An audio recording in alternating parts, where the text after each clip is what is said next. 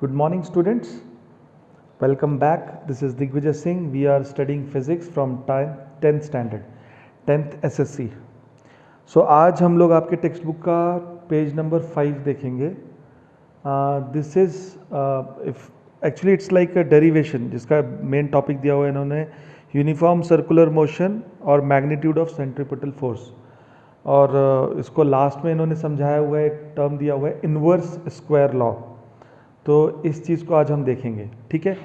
तो I will just repeat, ये topic again आपने 9th में पढ़ा था, यूनिफॉर्म सर्कुलर मोशन, इसी टॉपिक से रिलेटेड था ये. तो मैं आपको फिर से समझाता हूँ, यूनिफॉर्म सर्कुलर मोशन से ही रिलेटेड था. हम लोगों ने लास्ट वीडियो में भी इस बार देखा, फोर्स टेंजेंशियल रहती है, हमेशा टेंजेंशियल डायरेक्शन में रहती है. Second is there is a centripetal force, not force, sorry, direction of the object. Direction of the object is always tangential and the force is always centre seeking centripetal force, वो force लगती है, ठीक है. और बाकी चीज़ें हैं, same speed से चलता है बट डिफरेंट वेलोसिटी होती है क्योंकि डायरेक्शन चेंज कर रहा है, इसलिए एक्सेलरेटेड मोशन होता है. यस, तो आज हम ये 9th में मैंने पहले भी पढ़ाया है. 9th में आपको ये दिया हुआ है कि आप अगर इसका रेडियस पकड़ेंगे small r, distance between the object, like जैसे हम ये किस चीज़ के लिए देख रहे हैं, मैं ये खड़ा हूँ और मैं रस्सी घुमा रहा हूँ, so distance between me and the stone. या फिर सोलर सिस्टम में देखेंगे तो distance between sun and the planet, बराबर, सर्कुलर मोशन में. सो टेक्निकली वही है. सो अगर उन दोनों के बीच में डिस्टेंस है r and let us assume उसकी स्पीड है v स्पीड से अगर ये रेगुलरली यूनिफॉर्म सर्कुलर मोशन में घूम रहा है तो हमें पता है speed is equal to distance upon time. ये आपको बहुत सिंपल फॉर्मूला पता है, ठीक है. और हमें पता है एक सर्कल में अगर उसको यहाँ से लेके यहाँ तक कंप्लीट करने में कितना डिस्टेंस ट्रेवल करता है वो.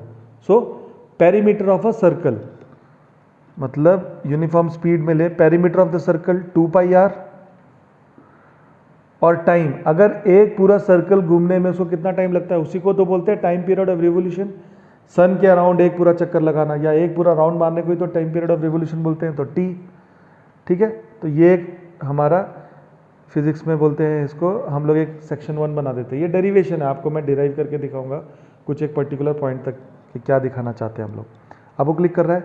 वैसे ही आपने 9th में पढ़ा था, आपको याद होगा, न्यूटन सेकेंड लॉ से हमने पढ़ा था F is equal to ma,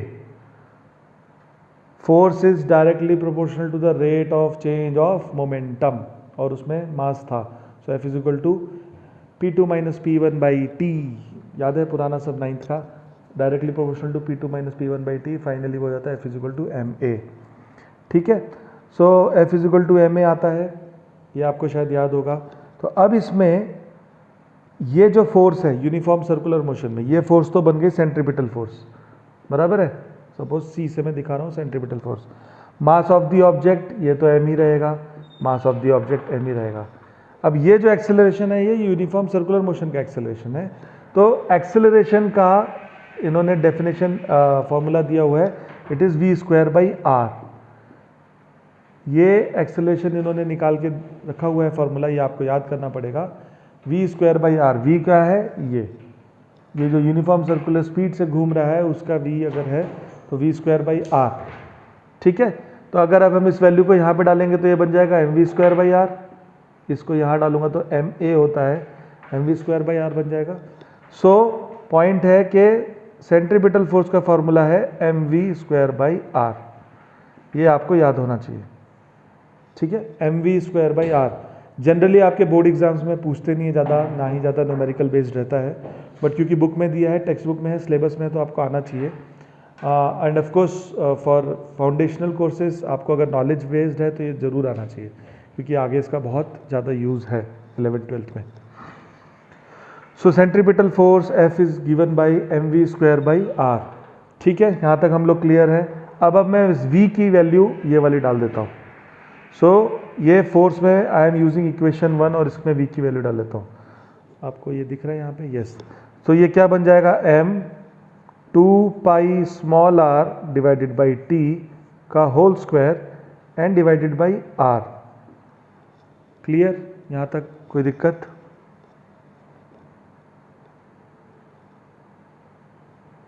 ठीक है. अब आपको यहाँ पे नहीं दिख रहा है तो मुझे यहाँ आना पड़ेगा। ओके, तो फिर वापस एफ सी क्या बन गया, दिख रहा है आपको? यस, एफ सी क्या बन गया? M 4 pi square are square upon T square upon R. ठीक है, सिंपल मैथ्स। ये बाई ये होल डिवाइडेड बाई ये बाई ये। तो मैंने बताया आपको कभी भी कंफ्यूजन हो रहा हो तो दिस इज सिंगल, ये पेयर में है, पी बाई क्यू के फॉर्म में, ये पी बाई क्यू के फॉर्म में नहीं है तो उसको 1 बना दीजिए। तो ये क्या हो जाएगा? M 4 pi square are square by t square into इसका 1 बाई आर रिवर्स। ठीक है, 1 बाई आर रिवर्स हो गया। ओके, अब हम आ जाते हैं F c is equal to m 4 pi square, ये एक टर्म बना लीजिए, ये 2 3, बाकी ये सब को इधर ले आते हैं तो आर स्क्वायर और आर, आर बचा आर बाई टी स्क्वायर। यहाँ तक भी ठीक है? ओके ओके, तो मैंने रब करके वापस आपको यही रीअरेंज करके लिख दिया। ठीक है, so 4 pi square m by r, sorry 4 pi square m r by t square बराबर है। अब यहाँ पे हम लोग एक और टर्म यूज करेंगे। हमने थर्ड लॉ पढ़ा है, किसका? Kepler's third law. आपने 3 लॉ पढ़े थे, उसमें केपलर्स थर्ड लॉ में एक फॉर्मूला था, क्या? T square is directly proportional to r cube. Time period of revolution का जो स्क्वायर है वो डायरेक्टली प्रोपोर्शनल होता है किसके? मीन डिस्टेंस के आर क्यूब के, बराबर है। तो इसी को मैंने आपको मैथमेटिकल फॉर्म में समझाया था, T square by r cube is equal to k. ये भी सही है। ठीक है, तो अगर अब मैं टी स्क्वायर की वैल्यू निकालना चाहूं तो क्या बन जाएगा? T square is equal to k into r cube. सही बात है। अब यहां पे मैंने भले ही कैपिटल आर लिखा है पर वो पॉइंट वही है, this is the mean distance between sun and the planet, और हमने भी इधर पे वही लिया है पर उसको सिर्फ स्मॉल आर लिया है। So I will convert this into t square is equal to k into r cube. See what is r? R यहाँ पे है distance between sun and the planet, and what is इधर पे? Small are. Object अगर सन planet ले रहे हैं तो वही डिस्टेंस है, अगर मैं और थ्रेड और स्टोन ले रहे तो भी वही डिस्टेंस है, बराबर है। So it's the same thing, just हम लोगों ने अलग अलग फॉर्मूले में लिए थे इसलिए मैंने आपको समझाने के लिए बताया। So t square is equal to k r cube, ये आ गया आपके पास। सपोज ये इक्वेशन नंबर 2 है, जैसे हमने पहले 1 ऑलरेडी ले ली है।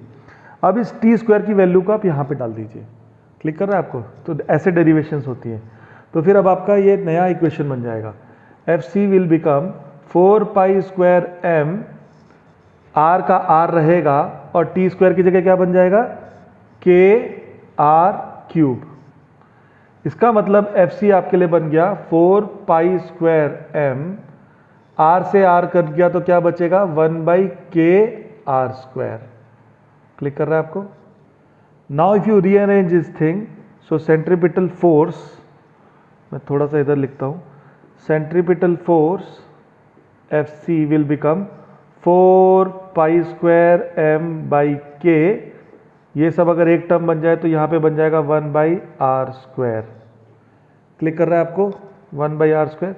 अब देखिए इन टर्म्स में 4 is a digit, pi is a proper number, के इज अ कांस्टेंट जिसकी वैल्यू फिक्स है, और मास ऑफ द ऑब्जेक्ट या फिर मास ऑफ द प्लैनेट वो भी फिक्स्ड है। हम जिसके बारे में बात करेंगे उसका मास तो फिक्स होगा।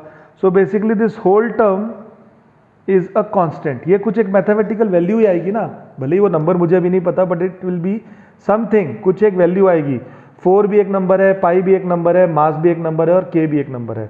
सो this thing will be some constant, let us say I will say के डैश, और जो बचेगा वो बचेगा 1 बाई आर स्क्वायर। सो ये जो आपने डिराइव किया, that force is directly proportional to 1 by r square, इसी को ये लोग बोलते हैं इनवर्स स्क्वायर लॉ। और ये सिर्फ इधर ही नहीं लागू होता है, और भी आप जब 11th-12th में आगे की साइंस पढ़ेंगे तो और भी जगह लागू होता है। लाइक इलेक्ट्रोस्टैटिक फोर्स में भी आता है, F is equal to epsilon Q1 Q2 by r square. तो उधर पे भी वही होता है, उनमें भी एक कांस्टेंट के रहता है, फिर उधर भी चार्जेस Q1 Q2 रहते हैं divided by r square, inverse square law.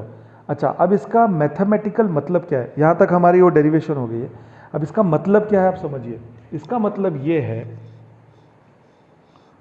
हाँ आपको दिख रहा है, मतलब एक ऑब्जेक्ट है ये सन और ये है प्लैनेट, इसमें डिस्टेंस है r। तो इन दोनों के बीच की जो फोर्स होगी वो होगी 1/r² के रेशियो से प्रोपोर्शनल, इन्वर्सली।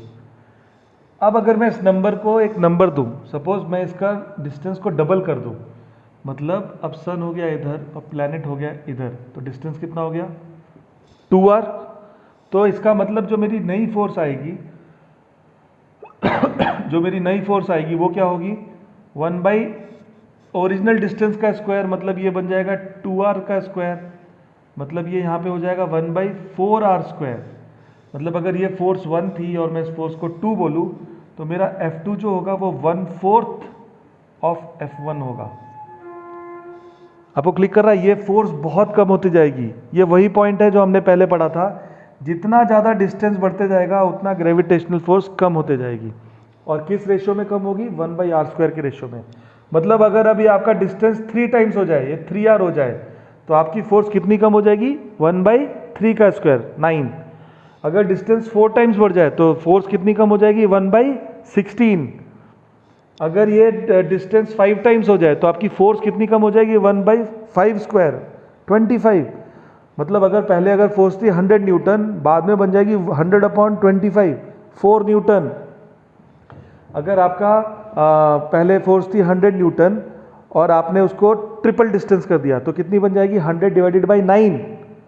अगर आपका फोर्स था, डबल कर दिया आपने डिस्टेंस, ठीक है, डबल कर दिया, तो पहले 100 न्यूटन था, अब कितनी बन जाएगी? 100/4, मतलब 25 न्यूटन। ऐसे ही इस तरीके से ये काम करता है। तो ये इन्वर्स लॉ समझाने का ये लॉजिक था कि यूनिफॉर्म सर्कुलर मोशन और कैपलर्स थर्ड लॉ, इन दोनों के यूज़ करते हुए हमने इसको समझ में आया कि कैसे इन्वर्स लॉ स्क्वायर लॉ आता है। और उसका प्रैक्टिकल एप्लीकेशन क्या है? जितना डिस्टेंस बढ़ेगा दोनों चीज़ों के बीच में, हमारी ग्रेविटेशनल फोर्स उतनी ही कम होती जाएगी। सो इसको हम लोग 11th 12th के आगे की साइंस में बोलते हैं weak force. It is a very weak force. ये संसार में ज़्यादा लोगों को, हमको ऐसे दिखती नहीं है ये फोर्स। हम सब महसूस करते हैं पर हमें दिखती नहीं है, पर इसी की वजह से पूरा यूनिवर्स चल रहा है। So this is one point. And now the next section will be our numericals, जिसमें मैं इस तरीके के आपको न्यूमेरिकल्स करवाऊंगा, थोड़े से कुछ समझाऊंगा, आपको बताऊंगा। तो वो हम लोग नेक्स्ट इसमें पार्ट में देखेंगे। So thank you very much. ये डेरिवेशन आपकी पेज नंबर 5 की है। सो गो थ्रू दिस। अगर कोई भी डाउट है, क्वेश्चन है या कुछ भी आपको समझ में नहीं आया, you can always call me back और व्हाट्सएप में। Thank you very much. धन्यवाद।